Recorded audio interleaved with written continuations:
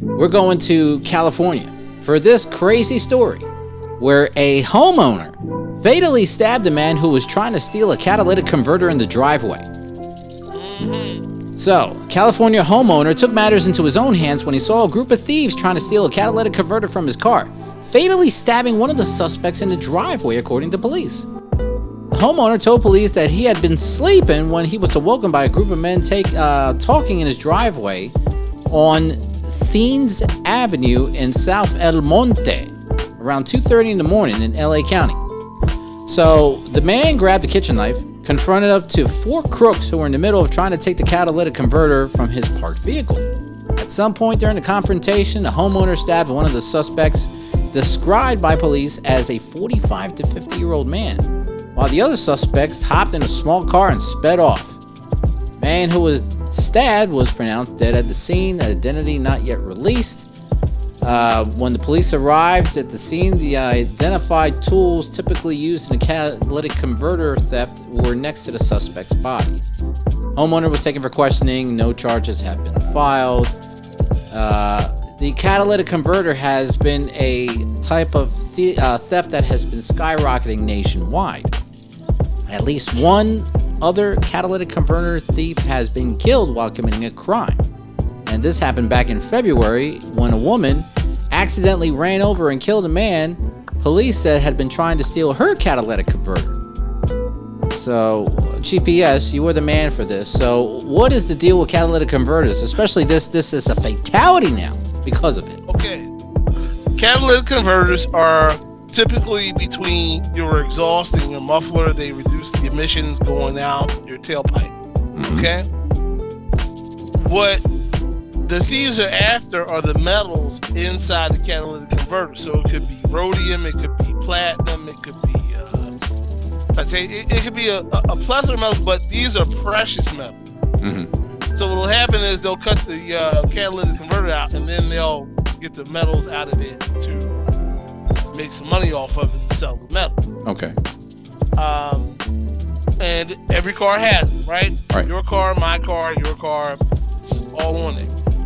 And wherever the thieves have the most clearance and the most access to these metals with this catalytic converter is where they're going to go. So if you got a pickup, you're a target, hands down. Okay. Chevy, GM, Ford, Toyota, Nissan, don't even think about it. There's plenty of room to get under there, cut out your catalytic converter and keep it pushing. All right. And a lot of times they can just get under there with a electric sawzall, cut both ends, and take the whole thing and then go where they gotta go. And they may ride around all night and do this.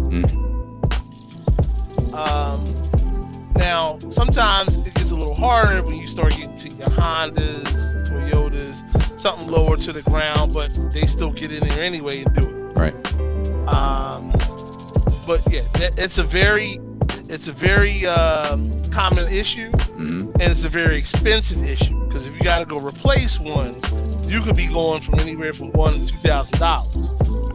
I've even seen on next door app where people had to replace it 2 and 3 times. Damn. Now, something that the car manufacturers could do that when they're installing these, put a cage around it that makes it hard to get to. Like you make everything else hard to get to. Starters, alternators. Yeah. What the hell else they make it hard to get to sometimes? Engines. ECMs. Yeah. I mean, when you can't even put a finger in between 2 things inside the engine bay. Yeah, that kind of thing. Build a cage around it so that way it makes it hard to get to. It's not that hard. Absolutely. So, you don't have to put it in the middle of the goddamn car. You can put it right outside the fucking exhaust manifold. Okay. What's it matter where the metal? What's it matter how far behind they get? Now, here's a quick question answer about the catalytic converters. Can your vehicle survive without one? Yes. Is it advised to have one? If you're if you're environmentally sensitive, yes. Okay. The reason why I say that because years ago when I had my Galant and everything, and they told me that I didn't pass the inspection, they had to take out my catalytic, and they did, and I passed. It depends on what state you in, man. Well, I was in Pennsylvania at that time. That was Pennsylvania. Oh, PA don't play with the catalytic converters. You gotta have one. So they let you pass without it? They said that with it, I wasn't meeting inspection. I don't know if it was emissions or whatever, but then when they took it off, I was good. So I didn't know, but when I asked catalytic converter, who else told me? That man right there. That man right there, GPS. He was the one that told me.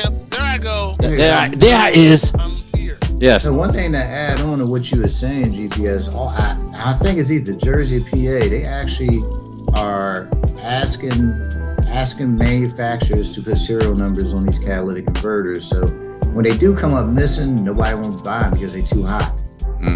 That's right. So I think, is it PA or Jersey doing it? Because it may be both. Maybe. Because Jersey is very emission sensitive, and PA, well, they're more emission sensitive than Jersey because we got to do emissions every year here. So,